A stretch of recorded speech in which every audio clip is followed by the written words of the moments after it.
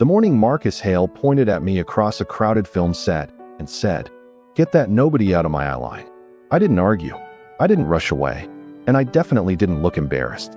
Instead, I slowly turned my head, looked directly at him for about 3 seconds, then calmly walked to the other side of the set. 41 crew members watched the whole thing happen. Not one of them said a word. Marcus laughed.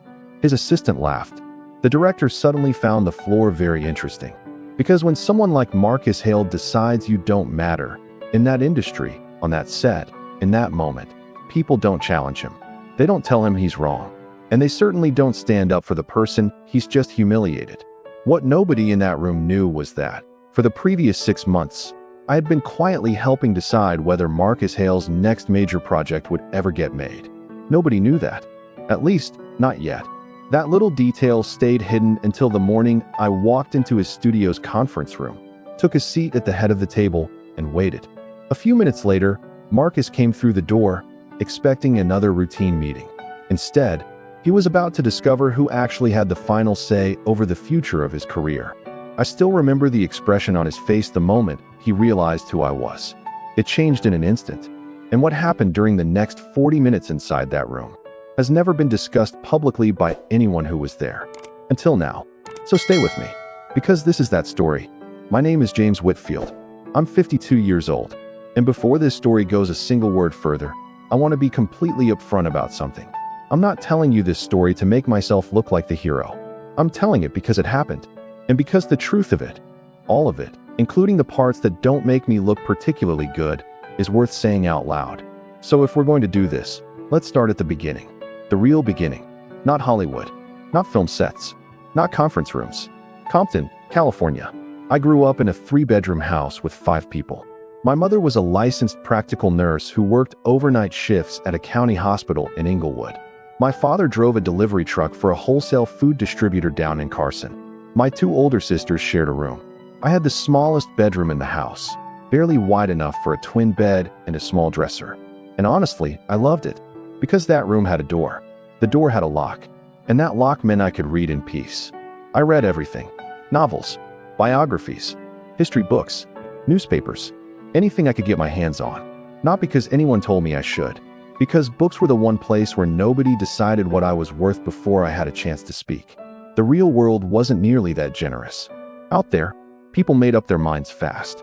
Sometimes before I even walked through the door, I learned early what that looked like. The glance, the shift in posture, the subtle way people rearrange themselves when someone walks into a room and doesn't match the picture they already had in their heads. Most kids learn how to read playgrounds. I learned how to read people, quickly, accurately, and without letting anyone know I was paying attention. My grandmother, Audrey Whitfield, had a name for it. She called it quiet watching. She used to tell me it was the most valuable skill a person could ever develop.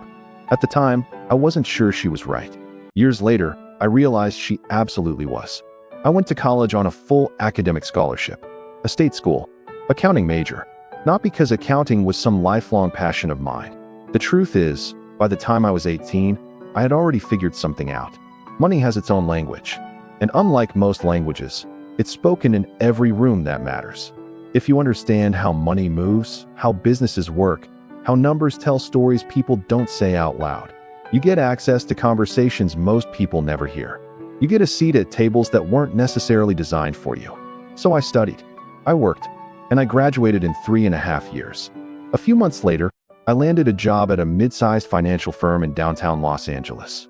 Nothing glamorous, no red carpets, no celebrities, just corporate finance, spreadsheets, forecasts, audits, and long hours. But it was Los Angeles, and in Los Angeles, every road eventually circles back to entertainment. Over the next 7 years, through networking events, client dinners, industry mixers, and 1,000 conversations that seemed unrelated at the time, I started noticing something. Something nobody in the entertainment press ever seemed willing to explain honestly. Independent filmmaking was, financially speaking, a mess. A beautiful mess, an industry filled with talented people trying to tell meaningful stories while constantly running out of money halfway through the process. Great projects died before they reached audiences. Brilliant filmmakers spent more time searching for financing than making films. And sitting right in the middle of that chaos were producers. Some exceptional, some average, but almost all of them shared the same problem. They needed someone who understood how to make the numbers work without killing the creative vision. And the more I looked at it, the more I realized there was a gap, a space nobody seemed interested in filling properly. So I started learning, obsessively. I spent 3 years studying film financing, distribution structures, production budgets, investor relations, everything I could get my hands on. And in 2003, I made a decision that surprised a lot of people. I left corporate finance, and I entered the entertainment industry through the back door. Not as a director, not as an actor, not as an agent. I came in as the person who figured out how to make the money work. 15 years later, Meridian Pictures Group existed. We weren't flashy. We didn't chase headlines. We didn't issue press releases. We didn't hire publicists. What we had was a track record: 14 films, 4 streaming acquisitions, 2 limited series, 3 festival premieres, and, more importantly, relationships. Not with the people whose names appeared on movie posters, with the people whose phone calls those people returned first, the people who actually moved money, the people who quietly decided which projects lived and which projects died. Over time, Meridian earned a reputation among those circles: trustworthy, disciplined, thorough, and willing to take creative risks that the major studios had stopped taking years earlier. That was Meridian. That was what I had spent 15 years building. Carefully, deliberately, quietly, and outside of a very specific group of people in the industry, almost nobody knew who I was. That wasn't a mistake. It wasn't an oversight.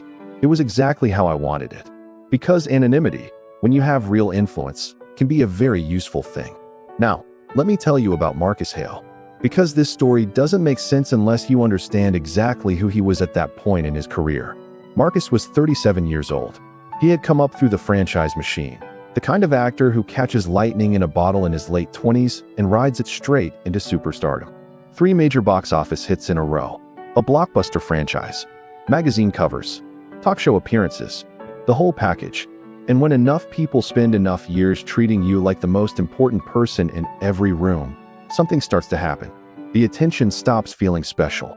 It starts feeling normal, expected, like gravity, like the natural order of the world. From the outside, Marcus looked untouchable, but from where I was sitting, the picture was more complicated. His last 2 films after the franchise had underperformed. Not disasters, nothing that would generate dramatic headlines, but enough to make people nervous. The studios still took his calls. They still invited him to meetings. But the energy had changed. And if you've spent enough years around this industry, you learn to recognize those changes. Audiences rarely see them. Industry people do. A returned phone call that's a little slower. A meeting that gets pushed back. An executive who sounds interested but not excited. Those small shifts matter. And Marcus needed his next project to matter. A lot. He was developing a prestige drama through his production company. A story about identity, loss, and what it takes to rebuild yourself after the world decides your best years are behind you. Ironically, it was a theme becoming increasingly relevant to his own life. And the script? The script was exceptional. One of the best things I'd read that year. But great scripts don't make movies. Money does. And Marcus needed financing. Several of his usual funding sources had either dried up or become unreliable for reasons I'd been quietly tracking for months. Which meant, sooner or later, he was going to need someone like Meridian. 6 months before his team ever contacted us, I had already been watching the project from a distance. Not because of what happened later. That hadn't happened yet. I was interested because I believed the film had real potential. And because I had started developing a theory about where Marcus Hale's career might go if the right project met the right moment. Then October happened. It was a Tuesday. I was visiting the set of a mid-budget thriller in its 3rd week of principal photography. I do this occasionally. I call it observing. My team calls it my field research habit. The truth is, there are things you learn on a film set that you will never learn from financial reports, studio presentations, or Zoom meetings. So every now and then, I show up and watch. I blend in well. An extra safety vest, a clipboard, reading glasses. The practiced invisibility of a man who has spent 15 years learning exactly how not to be noticed. The director was Priya Sharma, 34 years old. Second feature. I had seen her debut at Sundance 2 years earlier and thought it was remarkable. Not flashy, not loud, just quietly brilliant. The kind of film that stays with you days after you've finished watching it. I was there because I was considering financing her next 2 projects. Marcus Hale was her lead actor. He arrived 26 minutes late. Not a huge delay by Hollywood standards, but enough. There was no apology, no acknowledgement, no recognition that an entire crew had been standing around waiting for him. He simply walked onto the set with the confidence of someone accustomed to everyone else adjusting their schedules around his. He greeted the people he decided were important, gave Priya a quick half-nod that somehow managed to be both friendly and dismissive at the same time. Then his eyes moved across the room and landed on me. I was standing near the back. Vest, clipboard, glasses pushed up on my forehead. Nothing about me suggested authority. That was intentional. He looked at me for maybe 2 seconds, then turned to his assistant and said, loud enough for plenty of people to hear, "Get that nobody out of my eye line. He's distracting." A few people froze. Then Marcus added, "Actually, why is someone like that even on this set? He looks like he wandered in off the street." His assistant laughed automatically, not because it was funny, because that's what assistants often do when the person signing their paycheck expects validation.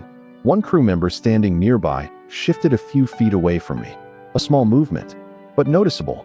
Across the set, Priya Sharma looked up. Our eyes met briefly, and in that look, I saw exactly what she was thinking. She was sorry, and she knew she wasn't in a position to say so out loud. I looked back at Marcus, but he wasn't looking at me anymore. He had already moved on. That's the thing about people like that. For them, moments of cruelty are disposable. The comment is forgotten almost immediately. For everyone else, it lingers. I nodded once, mostly to myself, and walked to the other side of the set. Then I spent the next 4 hours watching Priya work. And she was extraordinary. I want to be precise about that. In 15 years of observing directors, Priya Sharma was one of the most technically skilled and emotionally intelligent filmmakers I'd ever seen. She was calm under pressure, clear without being controlling, confident without being arrogant. She protected her crew. She listened. She adjusted when necessary. And she did all of that while managing something no director should ever have to manage: the weather system created by a difficult star. Because that's what a person like Marcus becomes on a set, not an individual. A climate. Everyone adjusts themselves around him. Everyone calculates around him. Everyone spends energy compensating for behavior that shouldn't exist in the first place. By the time I left that afternoon, I had made 3 decisions. First, I was going to finance both of Priya Sharma's development projects. Second, I was going to pull a complete financial review of Marcus Hale's production company. Every number, every obligation, every outstanding commitment, everything. And third, I was going to take the meeting when his team eventually called. Because they would call. And when they did, I intended to be ready. His agent was Diane Walsh. 30 years in the business. One of the most respected representatives in Hollywood. The kind of person whose reputation exists because she's earned it repeatedly over decades. 6 weeks later, she called my development executive, Sandra Okafor. Marcus's team was looking for financing. Would Meridian be interested in a meeting? Sandra told her we'd check the schedule. Then she walked into my office. Marcus Hale's people called. I looked up. "I know," I said. "I've been expecting it." Sandra gave me the look she always gives me when she suspects I'm leaving out part of the story. I smiled. "Set the meeting." Then I added, "And pull everything on his production company's current financial position. Everything. Everything." The night before the meeting, I stayed in my home office until nearly midnight. My wife, Carolyn, brought me coffee around 9:30. She didn't ask questions. After 22 years of marriage, she knows the difference between a problem I need to discuss and one I need to think through. This was the second kind. I kept coming back to the same question. What was the right thing to do with what I knew? The easy answer was obvious. The satisfying answer was obvious too. I could walk into the meeting, let Marcus recognize me on his own, listen to the pitch, conduct a perfectly professional review, then reject the project for reasons so legitimate and defensible that nobody could argue with them. He would understand. I would understand. Diane Walsh would probably understand. And that would be the end of it. The man who had publicly dismissed me as a nobody would lose a deal he desperately needed because he had failed to recognize who he was talking to. I won't pretend the idea wasn't tempting. It was. I spent hours imagining exactly how that would feel. Then, sometime close to midnight, I found myself thinking about my grandmother, Audrey Whitfield. When I was 11 years old, she told me something that has stayed with me ever since. I've repeated it to myself more times than I can count. She said, "James, using power to punish is no different from using power to beg. In both cases, you're letting your feelings make the decision. The real question isn't what someone deserves. Then she paused and said, the real question is what you're trying to build. I sat there thinking about that for a long time. Long enough for the coffee to go cold. Long enough for the house to go completely quiet. And sometime around midnight, I finally had my answer. The meeting took place in our conference room in Santa Monica. Marcus arrived right on time. I noticed that. He came with his producing partner, Jeff Coulter, and his agent, Diane Walsh. I met them in the lobby myself. No assistant, no entourage, just me. We shook hands, exchanged introductions, and headed toward the elevator. Somewhere between the lobby and the ride upstairs, I saw something flash across Marcus's face. A flicker, the kind of expression people get when someone looks familiar, but their brain hasn't quite figured out why yet. He glanced at me once, then again.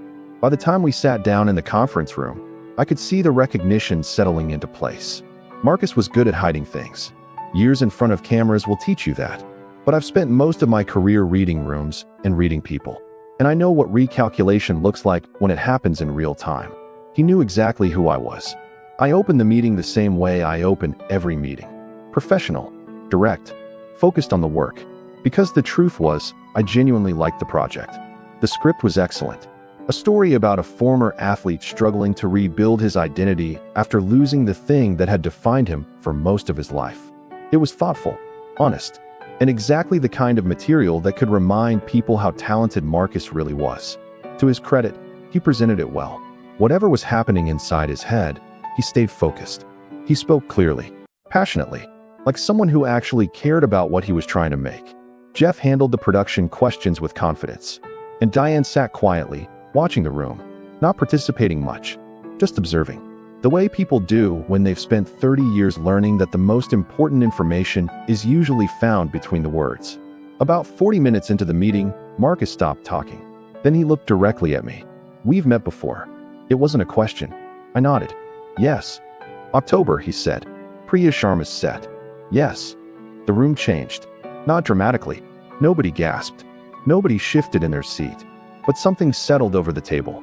The kind of silence that appears when everyone suddenly realizes they're standing in the middle of a much bigger conversation than they thought. Jeff went completely still. Diane's attention sharpened instantly. Marcus never looked away. Then he said something I still remember clearly. And I want to describe it carefully because I don't want to exaggerate it. But I also don't want to diminish it. He said, I owe you an apology. Directly to me. Not to the room. Not for appearance's sake. Not because it was strategically useful. Just a straightforward apology. What I said that morning was disrespectful, he continued. It was out of line. And I'm sorry. Then there was silence. A few seconds. Long enough for everyone to understand that he meant it. Finally, I nodded. I appreciate that. Then I leaned back slightly. And before we go any further, there's something I want to tell you. Marcus waited. A few others did too. I watched one of your films this week. He looked surprised. A small one from 2009. I paused. A father struggling with addiction. A marriage falling apart. Marcus immediately knew which film I meant. I could see it. The man in that film, I said, is someone I'd be proud to work with. The room stayed silent. That performance was fearless, specific, honest. You weren't trying to look good. You were trying to tell the truth. Marcus didn't say anything. So when I watched that film, I continued, and then thought about the person I saw on Priya Sharma's set 6 weeks ago. I let the sentence hang for a moment. The gap between those two people felt impossible to ignore. His eyes never left mine. I think you know that gap exists. Another pause. And I think understanding that gap may be the most important professional challenge you're facing right now. I leaned forward. Not aggressively. Just enough to make it clear I meant what I was saying. I'm not asking this to embarrass you. I'm asking because the answer matters. It matters for this project. And it matters because the honest answer is more useful than the polished one. The room was completely silent. Then I asked, so which version of you shows up for this film? Marcus looked at me for a long time. Much longer than most people would have. Then he surprised me. Because the answer he gave wasn't defensive. It wasn't calculated. It wasn't the answer a publicist would have written. He simply said, I don't know. And for a moment, nobody spoke. Then he added, and honestly, I think that's the most truthful thing I've said in a professional meeting in about 3 years. He glanced down at the table, thinking, choosing his words carefully. Then he looked back up. The person in that 2009 film. He nodded slightly. I know exactly who that guy was. And I know exactly when I started losing him. His voice was calm. No excuses. No self-pity. I can point to the project. The moment. The period when things started changing. He paused. As for the person you met in October. A faint shake of his head. I understand where that version comes from. That doesn't make him acceptable. It just means I understand how he got there. Then he looked directly at me. The truth is, whether the right version of me shows up for this project probably depends on the environment around it. I listened, not on whether I'm comfortable, on whether there's enough accountability, enough honesty, enough people willing to tell me the truth when I need to hear it. Another pause. I understand if that answer isn't enough, but it's the real one. I sat with that for a moment. Then I said, I want to tell you about Priya Sharma. And I did. I told him everything I'd seen, how talented she was, how rare she was, how she commanded a set without dominating it, how she earned trust instead of demanding it. I told him about the projects I intended to finance. And then I proposed something he hadn't come there expecting. A partnership. His film, one of Priya's films, developed side by side, shared infrastructure, shared support. And one more thing. I wanted Priya to direct his movie, not as a compromise, not as a condition, but because I genuinely believed it was the best possible version of the project. I looked at him and said, she'll hold you accountable. A small pause. Not harshly, accurately. And I think that's exactly what this story needs. Marcus sat quietly, thinking, really thinking. Finally, he nodded. Can I have a week? I smiled. Take 2. During those 2 weeks, something happened that I hadn't expected. Marcus called Priya directly. I know because she called me the next morning. Her voice was calm, but I could hear something underneath it. Something she was trying not to show. Marcus Hale called me last night. I know, I said. There was a pause. Then she said, he apologized. Another pause. In detail. It wasn't rehearsed. It wasn't managed. It was real. I smiled, then asked, what else? She laughed softly. He asked if he could read my feature script. What did you tell him? I sent it. Then she paused and said something I'll never forget. I've spent 3 years being right about the wrong people. A small laugh. I'd like to try being right about the right one. The deal came together over the next 2 months. Both projects moved forward. Priya directing Marcus's film, Meridian financing both. Jeff Coulter proved to be one of the most thoughtful producing partners we'd worked with in years. And Priya finally had the kind of financial support she'd never been given before. But the biggest surprise was Marcus. Because he changed. Not overnight. Not perfectly. But noticeably. 3 months into pre-production, Priya called me. She told me Marcus had asked her for something unexpected. He told me that if I ever thought his behavior was hurting the work. She paused. I should tell him. Directly. I smiled. And he meant it. She sounded almost surprised. I've done it twice. And both times he listened. That mattered.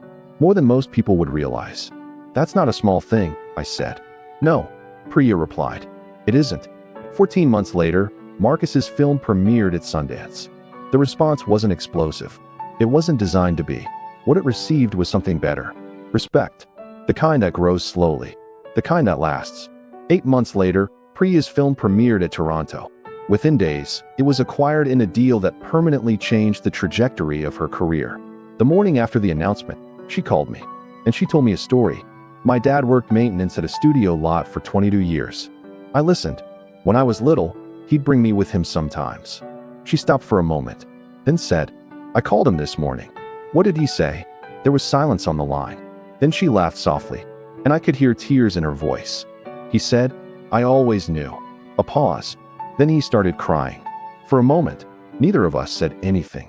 Then I smiled, and finally said, good, because sometimes that's all there is to say. And sometimes, it's enough. About 6 months after Marcus's film was released, he and I ended up having dinner together with a couple of mutual colleagues. Toward the end of the evening, the conversation had slowed down. The plates had been cleared. The restaurant was getting quieter. Marcus was sitting across from me with a glass of wine that, if I had to guess, he wasn't really drinking. At one point, he looked over and said, Can I tell you something I figured out about October? I said, sure. He sat there for a moment, thinking. Then he said, when I looked at you on that set, when I said what I said. He shook his head slightly. I wasn't actually seeing you. I didn't interrupt. I was managing anxiety. Another pause. About a set that felt out of control. About a director I didn't know how to read. About numbers I kept telling myself were fine when I knew they weren't. He looked directly at me. And instead of dealing with any of that honestly, I made you small. The words hung there for a moment. Then he added, because that was easier. Easier than admitting what was really going on. Easier than admitting I was scared. He let out a quiet laugh that didn't sound amused. When I say it out loud now, it might be one of the most cowardly things I've ever had to admit about myself. I listened, because there wasn't much to add. After a moment, he continued, you know what I've thought about more than anything else? I shook my head. You could have destroyed that deal. He said it matter-of-factly. No drama, no revenge speech, no scene. You could have killed it professionally, cleanly. Nobody would have known why. He paused. And honestly, nobody would have blamed you. Then he looked down at the table. I think about that sometimes. Not as a debt. Not because I feel like I owe you something, but because it taught me something I needed to learn. I nodded slowly. Then I told him something my grandmother used to say, something I'd carried with me for most of my life. I said, my grandmother once told me that using power to punish is the same thing as using power to beg. Marcus looked up. I continued, both decisions are driven by your feelings. Neither one builds anything. He sat quietly for a second. Then a smile crept across his face. Your grandmother sounds like somebody I would have been very careful around. I laughed. She was. A pause. She was the most terrifying person I've ever known. Another pause. And also the most loving. In exactly that order. I'm telling you this story now, for years after it happened, for a simple reason. Not because everything worked out perfectly. Because it didn't. Life doesn't work that way. Most stories like this don't end neatly. Some end with people abusing the power they have. Some end with lessons never being learned. Some end with everyone walking away exactly the same as they were before. And sometimes the system just keeps moving forward, unchanged. But every once in a while, something different happens.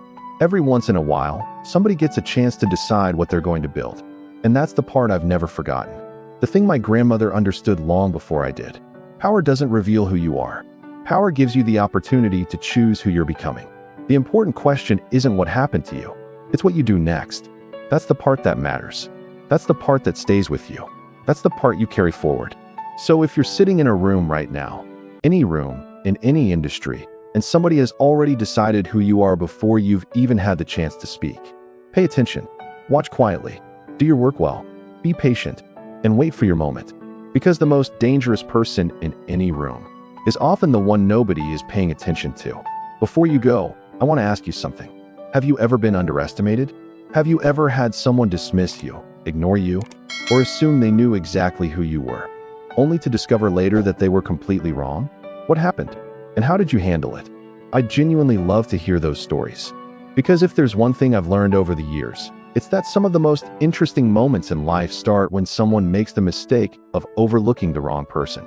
And if this story reminded you of someone who spent years being underestimated, someone who quietly kept building while other people looked right past them, someone who refused to let other people's assumptions define them, share this with them. They might need the reminder.